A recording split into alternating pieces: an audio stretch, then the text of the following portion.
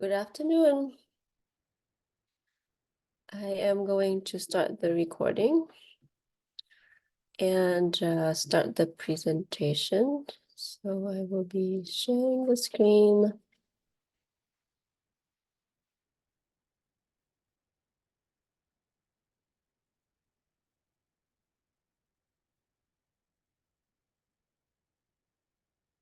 Okay. And I will also be turning on the closed caption. Which captions?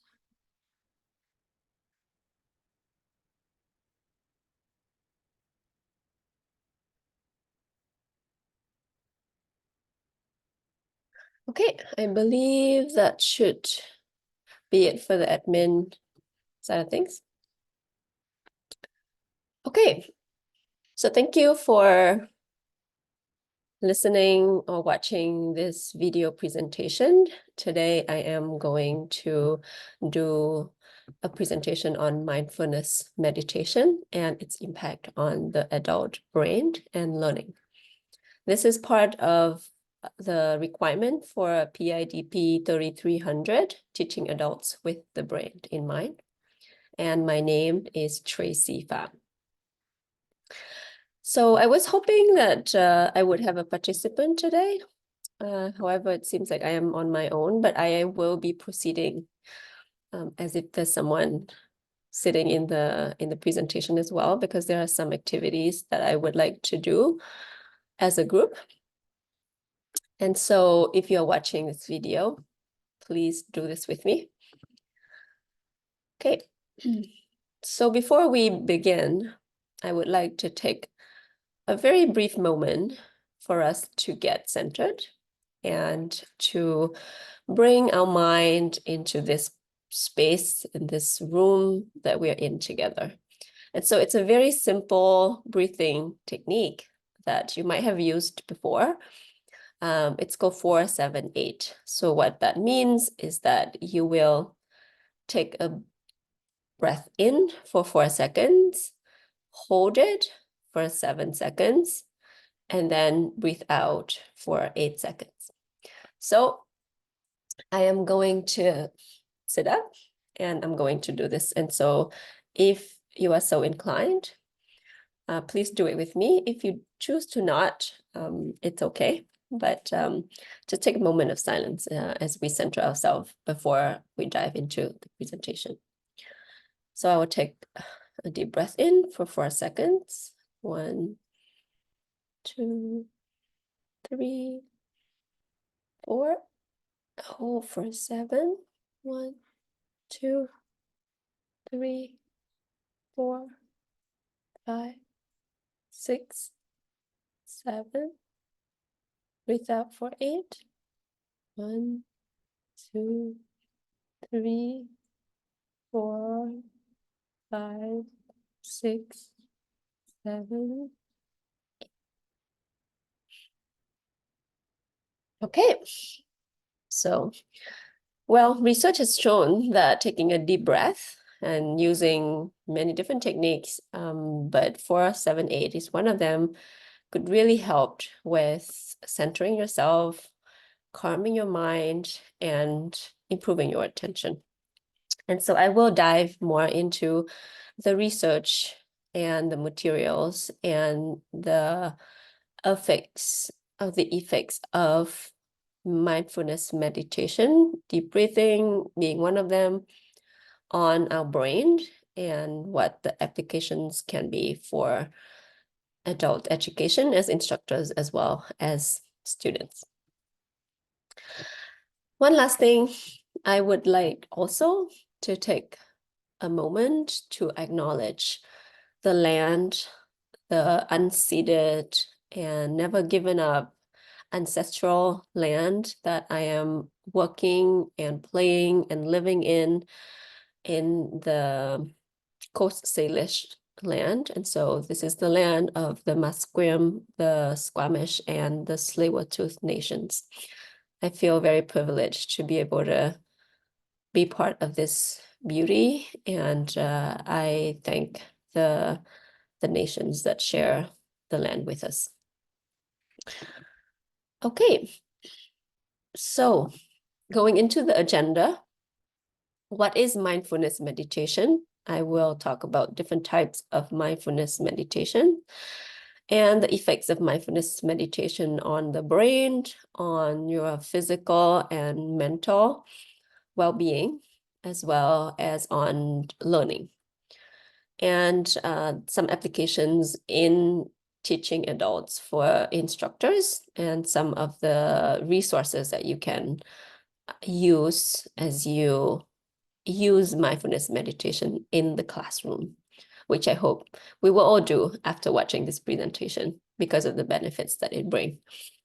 And last but not least, the references of all the materials that I looked at as I put together this presentation. So let's start with what is mindfulness meditation? So there are two words, there's mindfulness and there's meditation. What is mindfulness? According to the Oxford Dictionary, mindfulness is a mental state achieved by focusing one's awareness on the present moment while calmly acknowledging and accepting one's feelings, thoughts, and bodily sensations used as a therapeutic technique. And meditation is a practice that involves focusing or clearing your mind. This is a quote that I found on the Calm app, talking about mindfulness meditation, which I really like. By coming home to the body and the senses, we cultivate an awareness of life as we live it, moment to moment. This is mindfulness.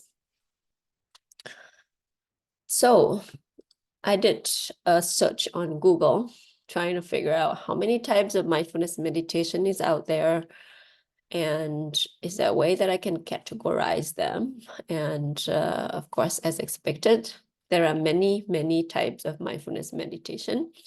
And the practice has been widespread for centuries now. It originated from the East, but it has been popularized and has been adopted widely around the world and in the Western world as well.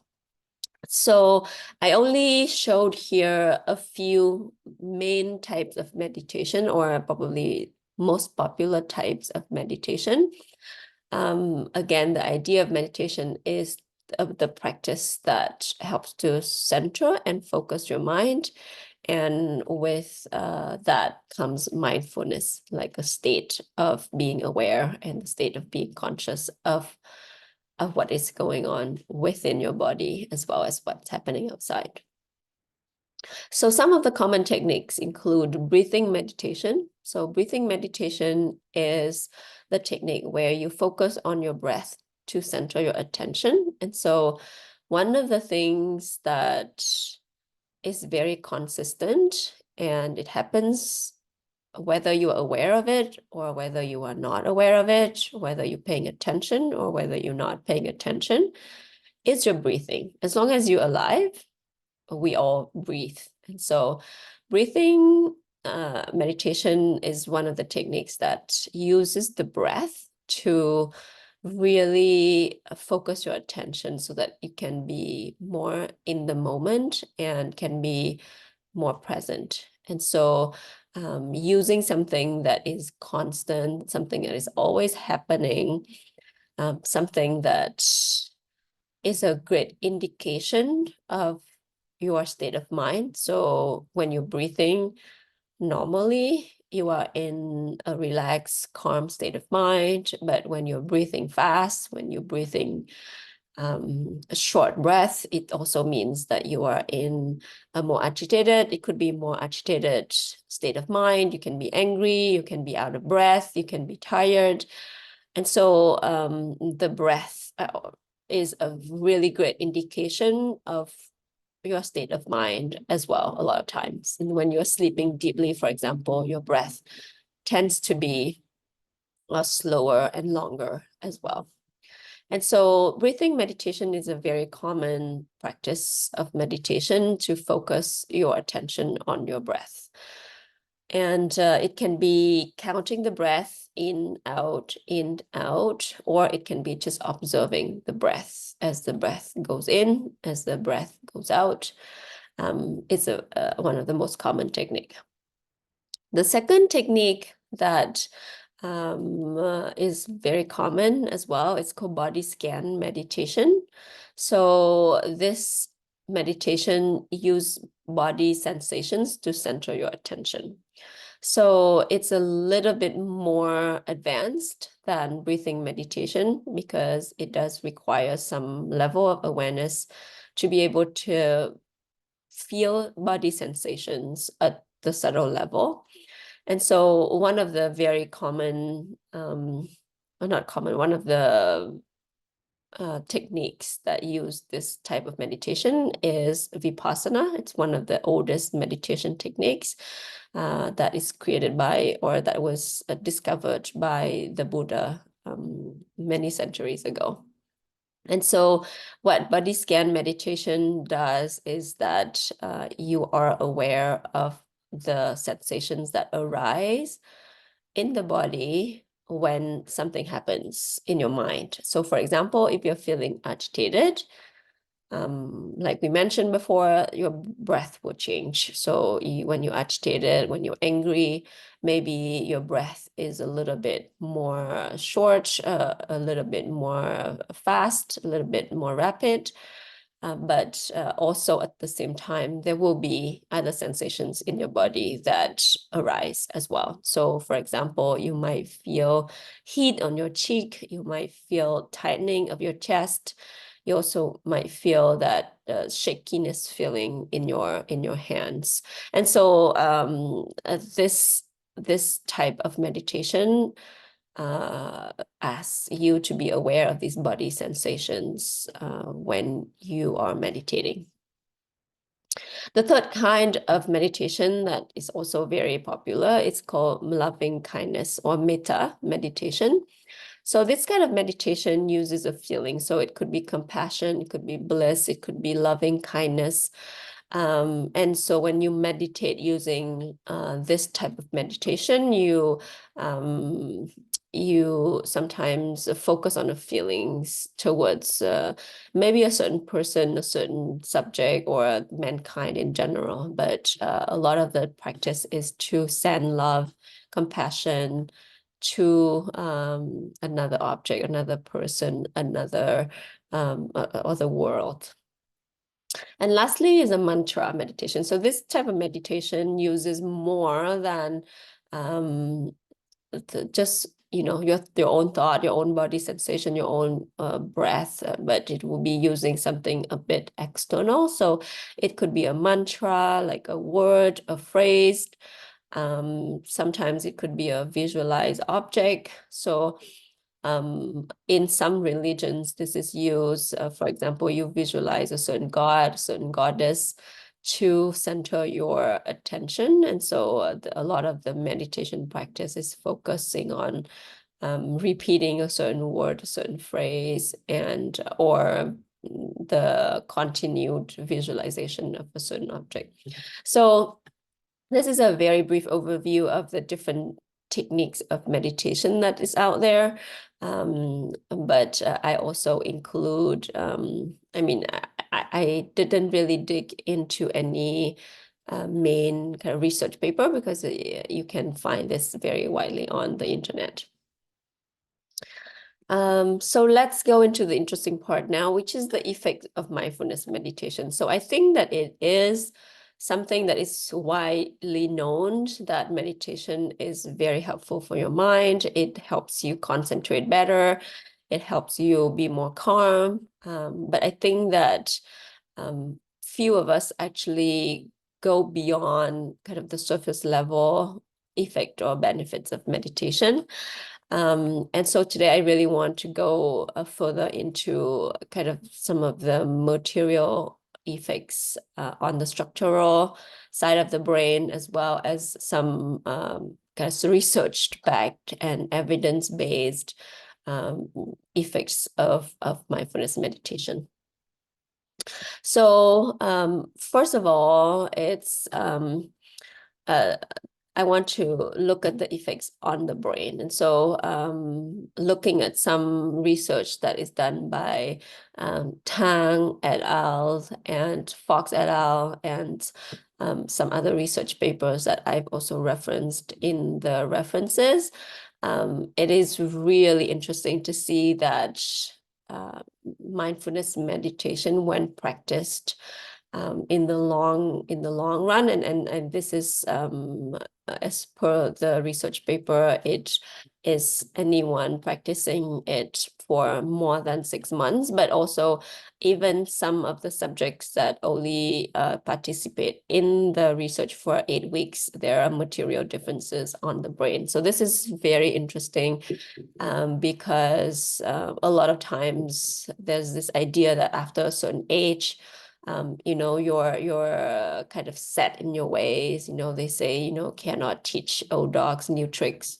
But the research papers, many of them, including the ones I've just cited, have shown that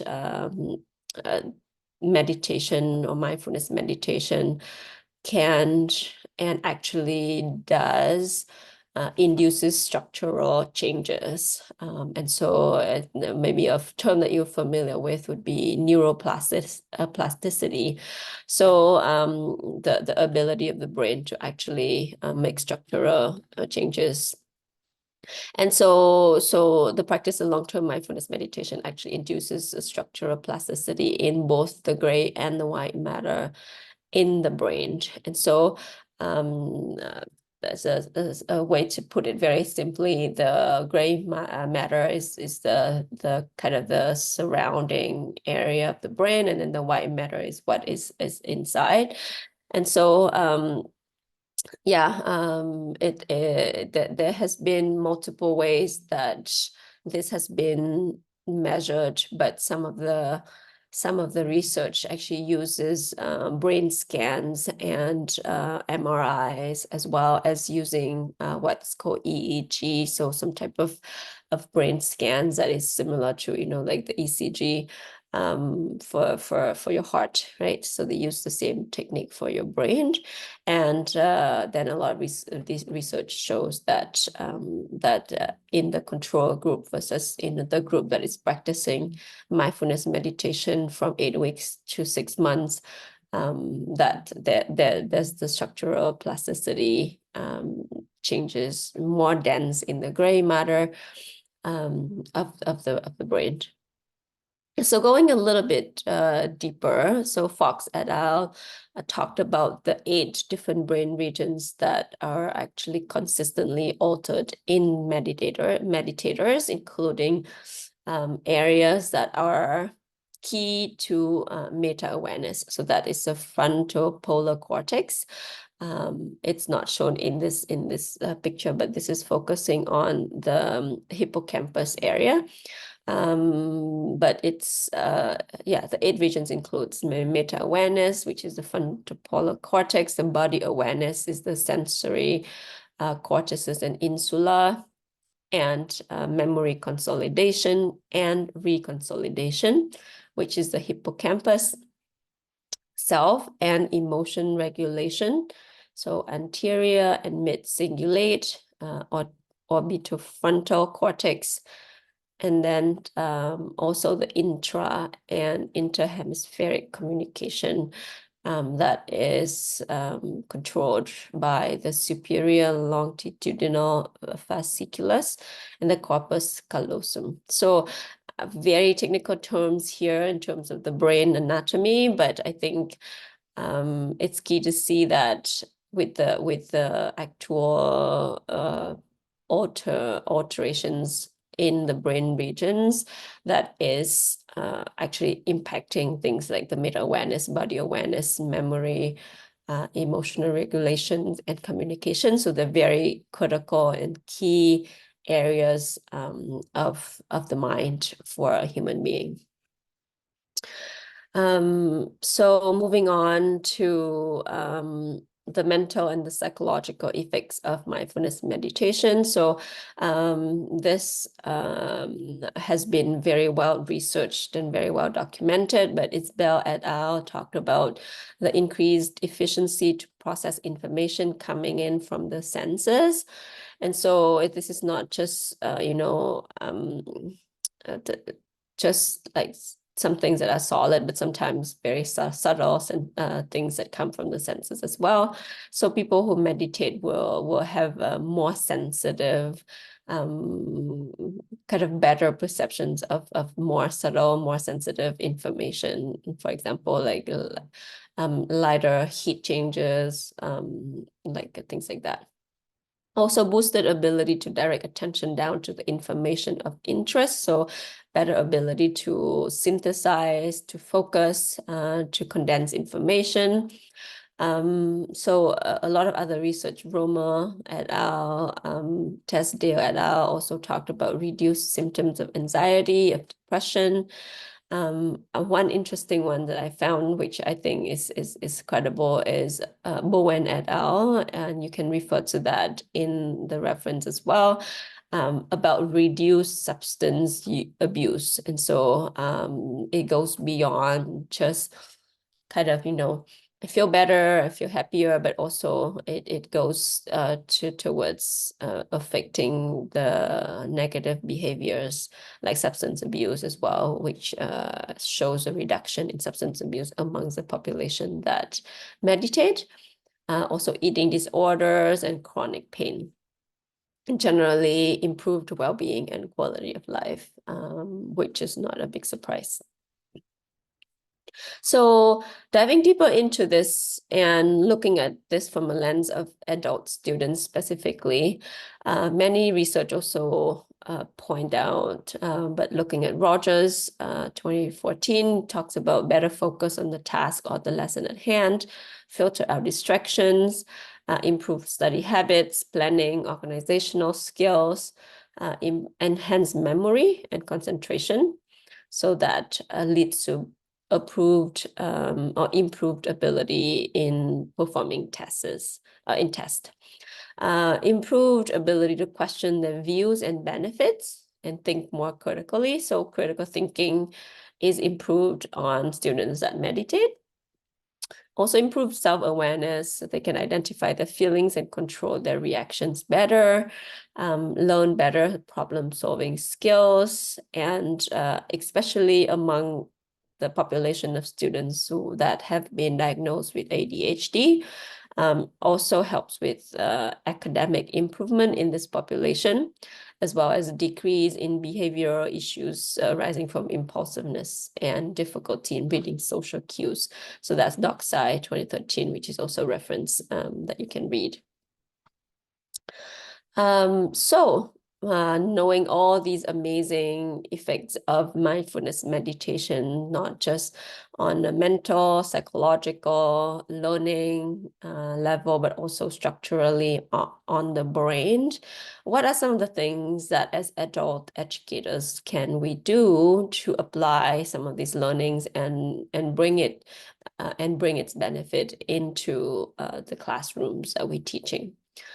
And so again, changes start from inside, starts with you. And so for instructors like ourselves, what we can do is I would suggest, explore, find a form of meditation that suits you, practice it on a low commitment level first, but, increase it over time. And what does it do for instructors? It would really help instructors to understand, manage their own emotions.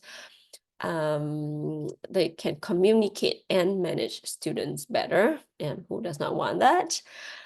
Strengthen the relationships with the students, build community, and how can instructors implement these mindfulness meditation techniques in the classroom. So there are many ways that you can start, but I always suggest to start small and use a very gentle approach.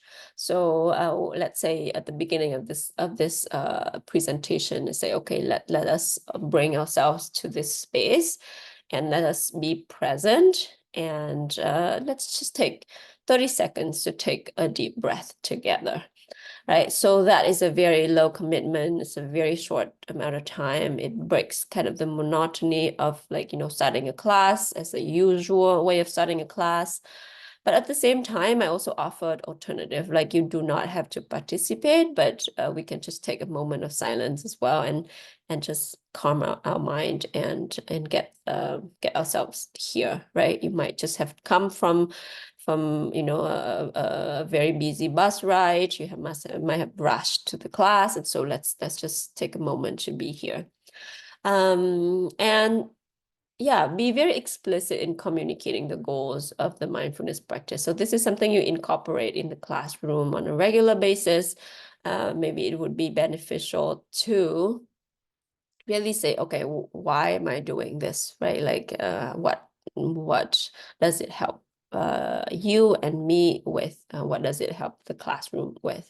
And so being transparent and explicit in the objective will also really help. And so